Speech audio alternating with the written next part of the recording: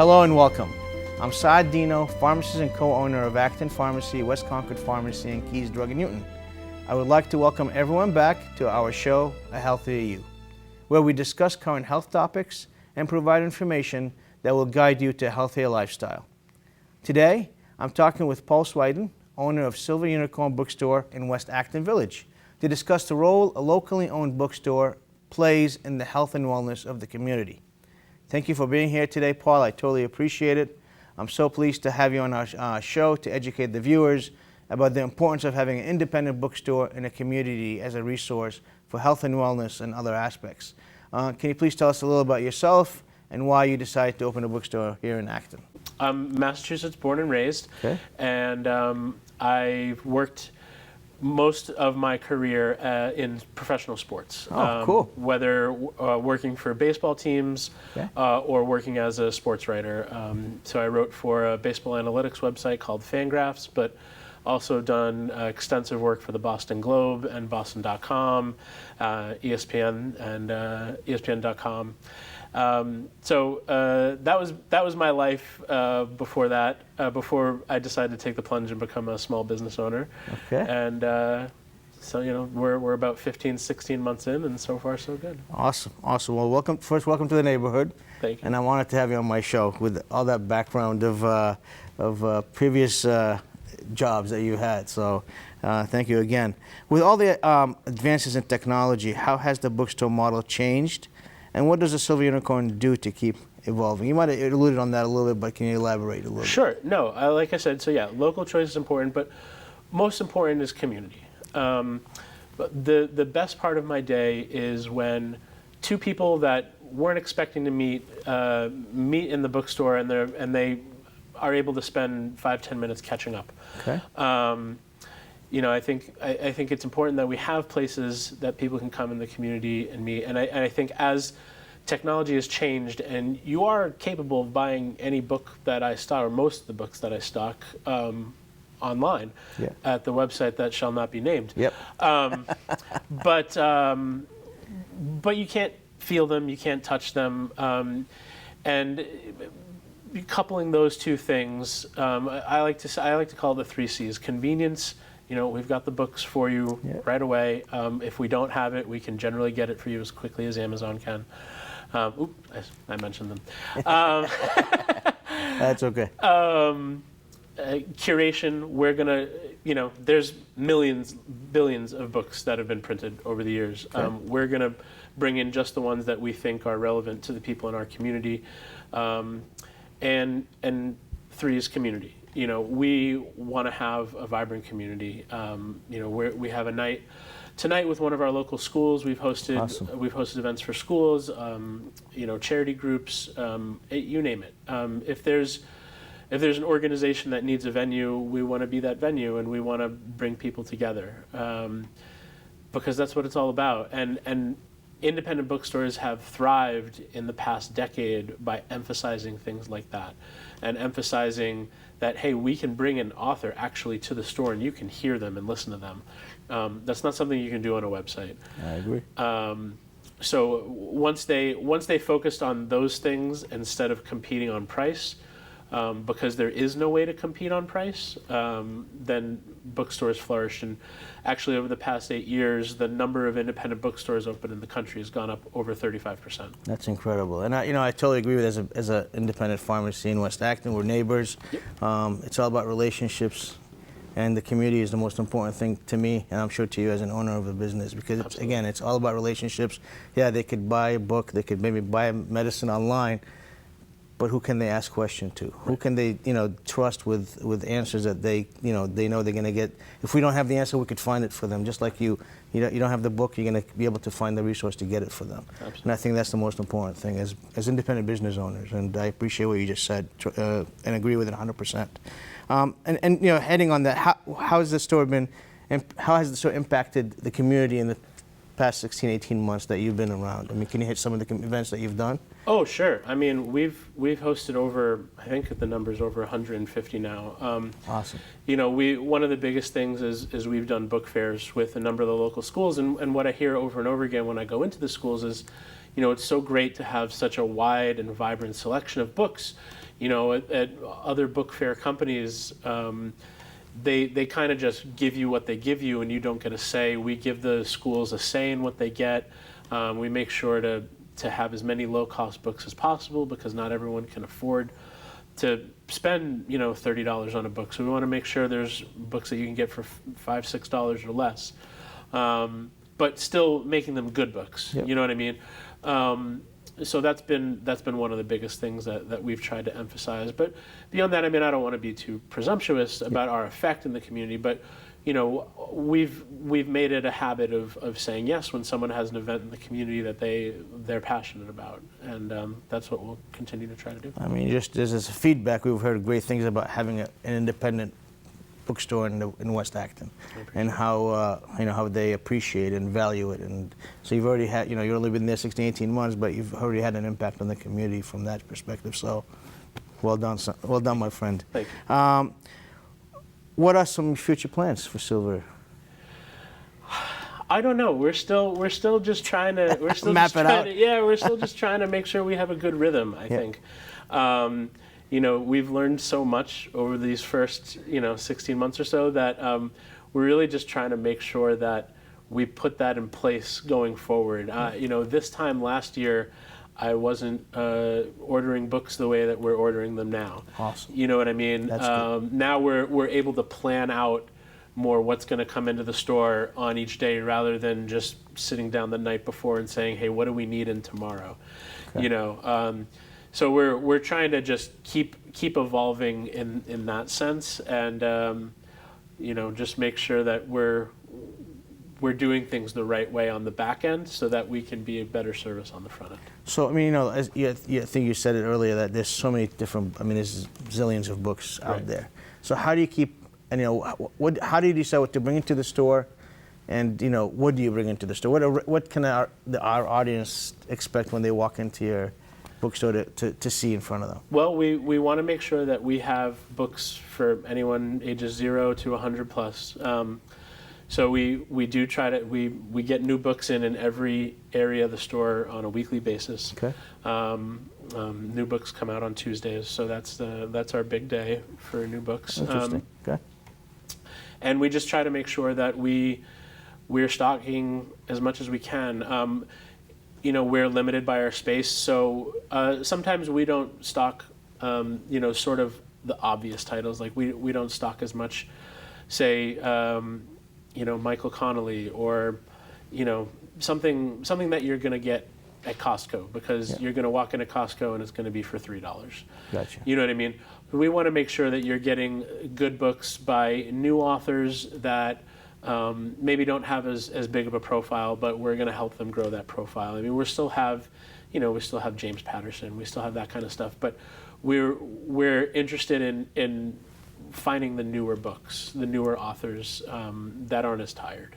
And how do you do that, if I may ask? So we have a couple of buyers whose their sole job is to be scouting books, and the publishers have sales reps that come and call on us, and we see what they're pushing, what's a priority to them. One of the other ways you can tell is how many books the publisher's printing. So if you see the first print run of a book is 75,000 books, that's a bigger deal than a book that's only going to be 25,000. And so you can kind of take that into account. Like, is this a book we need, or is this a book we want? And that sort of helps you make that value judgment. Awesome. So, our show is dedicated to health and wellness. So, as a bookstore, what can you offer individuals that walk into your store when it comes to health and wellness? So like I said before, we just try to stock books that, whether they're healthy eating books, or whether they're yoga how-to books, or just like history books, like we have books on like the history of opioids, or the history of how pharmaceutical companies work, that sort of thing, just to maybe those kinds of history books aren't directly related to what you'll do on a day-to-day basis, but they can help you kind of inform decisions that you make about your life going forward. But certainly, we have, how-to books and mindfulness books, I think, are a big deal right now. You know, just books that kind of remind you to take a step back every once in a while. So you have, I'm sure you have like supplement, you know, on supplements and such, and people want to find that information out. Awesome. Absolutely. So, you know, it's cool. You're Acton Pharmacy and Paul and the Silver Unicorn Bookstore we're collaborating on an upcoming event at our Acton Pharmacy store in West Acton. We have an upcoming book signing event for The Power of Agency by local authors, Drs. Anthony Rao and Paul Napper. The author event is being held on Wednesday, June 19th from 7 to 9 at the Acton Pharmacy upstairs in our conference area. The focus of the book is The Power of Agency is to help people of all ages take actionable steps to create more meaning in their lives. Paul, can you kind of elaborate on the book a little bit? Sure. Make us aware of what this book is all about and perhaps the authors as well. So the first thing, I think the pivotal quote as to what the book is about comes right in the intro. And it says the authors were talking to a 17-year-old high school student. They say, this high school senior neatly summarized what so many of us are feeling. He says, nearly every minute of my day, everything I do isn't what I care about. That's a powerful quote. It's a powerful quote, and I think if we sat down and looked at it, it's, maybe not everything we do is not something we care about, but a good portion of our day is spent doing things that we don't necessarily care to do. So the main thrust of this book is offering you, they say 7 principles, and they go through each principle step by step, designed to give you more agency over your own life, to give you more control over your own life. And the authors have extensive experience in this sort of field. Anthony Rao has spoken at R.J. Gray Junior High. Yep. I always want to say middle school. R.J. Gray Junior High before, and has spoken at a number of venues in our area. Yep. And he's a local gentleman. I believe he lives in Newton, if not like in that general vicinity. I really like the way this book is laid out. They make it very clear up front that they want to help you do what you want to do in life. And they say if reading this whole book isn't what you want to do, then don't read the whole book. Or if you do finish the whole book, but you don't think all 7 principles apply to your life, don't feel pressure to apply these rigidly the way we prescribe them. You should pick and choose what's going to help you most. And that's not usually what you see in these kinds of books. Usually the people that write these books are very like Moses handing down the commandments from the mountain, right? Like they've figured it out, and this is how you should do it, or else you'll fail, kind of thing. And so the authors make it very clear that that's not the case. This is just here to be a guide for you to help you get better. Okay, and can you so you hit on key points of the book. Anything else you want to add about that? Why people should read this book? I mean, you hit on it, the 7 principles. Yeah. So I really like the way it's laid out. It doesn't delve right into what you're doing wrong. It starts by asking you to sort of take stock of your life, and it kind of walks you through questions that you can do to take inventory of your own life. And so when you start reading through their 7 principles, you're doing so having put yourself in a more helpful context. Okay. And I think that's important, because generally when I read a book like this, I'm constantly wondering, how does this relate to me? And then I get sidetracked, and then it takes me longer to finish the book. So I think the fact that they're specifically asking you to do that up front will make it a quicker read and a more helpful read. So this is off topic. How many books do you read on average a week? Not as many as I would like to. That's for sure. as an owner of a bookstore, just figured I ask. I'm sorry. Self-motivating books have been increasing. Yes. Why? I think they hit on this in the intro. everybody is overwhelmed these days. The downside of the technology that we have now with devices like the iPad and with the cell phones, and that is that we're constantly checking them, and there's never an endpoint to the flow of information. So when there's never an endpoint, you're constantly feeling like you're behind. And if you're constantly feeling behind, like that's just gonna, it takes a very strong person to be able to kind of put that in their rearview mirror and go about their day in a happy and calm manner. And so I think a lot of these books are coming out now to sort of remind us that, hey, it's okay. You don't have to be on your phone 24/7, and you don't have to feel overwhelmed. I heard a couple of people talking the other day, and she was like, I say I'm 50. I always have 50 emails in my inbox that I haven't read, and the other woman said, "Oh, well, yeah, I just tell people to text me," and the other one said, "Yeah, I have 50 texts I haven't even read yet," and so it's like, but that's not an abnormal feeling, not Absolutely. to single out these two individuals. It's a totally normal feeling to not be able to get through all of the communication that you have to get through. Never mind doing your work and raising your family or being a productive member of society. So I think these sort of mindfulness books are designed to help us remember what's important and to focus on those things.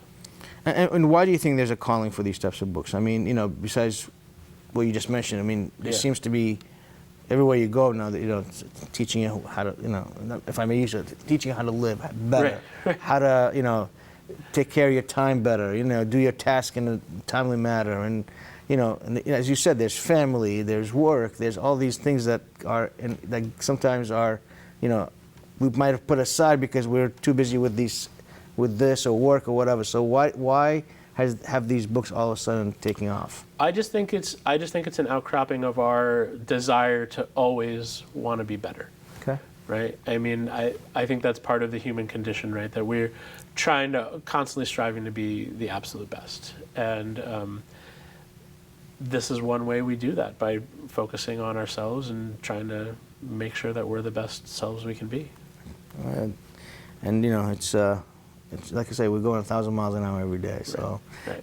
It's sometimes it's good to pick up a book and read. Absolutely. And put this down. And sometimes we don't have that time, unfortunately.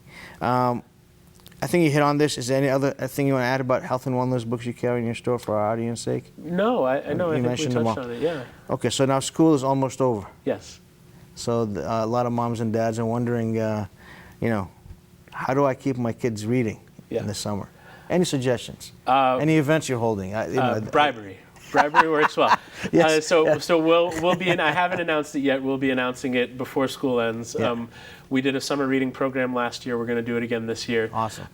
The thrust of it is anyone that we'll hand out these sheets. Any kid that comes in and reads for 8 hours during the summer, they bring their form in, say what they read in those 8 hours. Yeah. We'll give them a $5 gift card, and we enter them into a drawing to win even more gift cards from our business partners in the neighborhood. Awesome. And it worked really well last year when we were brand new. Yep. So we're hoping it works even better this year. We're still fine-tuning some things with it. So I'm not quite ready to lay it all out, but we'll have that, certainly by the time school lets out. Awesome. How do people get to know? How could they reach you or find out more information about Silver Bookstore? The easiest way is just to go to our website or to stop on the store. Yeah. We're at 12 Spruce Street. We're right around the corner from you, right across the street from Legend Cafe, right next door to Tables and Teapots. And the mobile, so we're in between Tables and Teapots and the mobile station. So the easiest way is just to stop by. We're open at 10 a.m. every day, 7 days a week. Okay.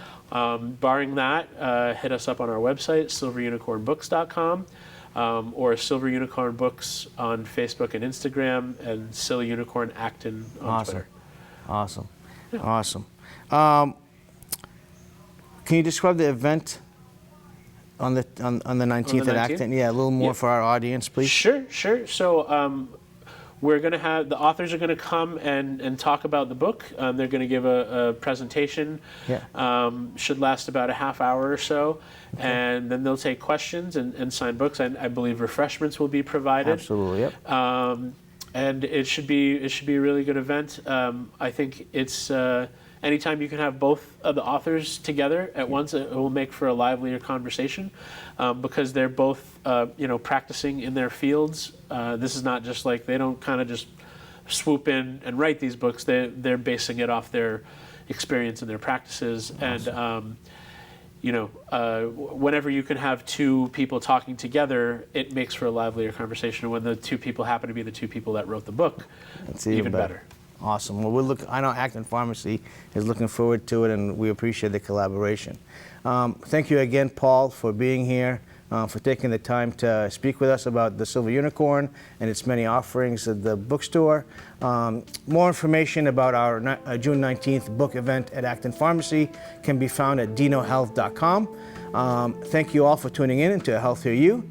I'm Saad Dinno, co-owner of Acton Pharmacy, West Concord Pharmacy in Keys, Drug and Newton, and I look forward to seeing you around town.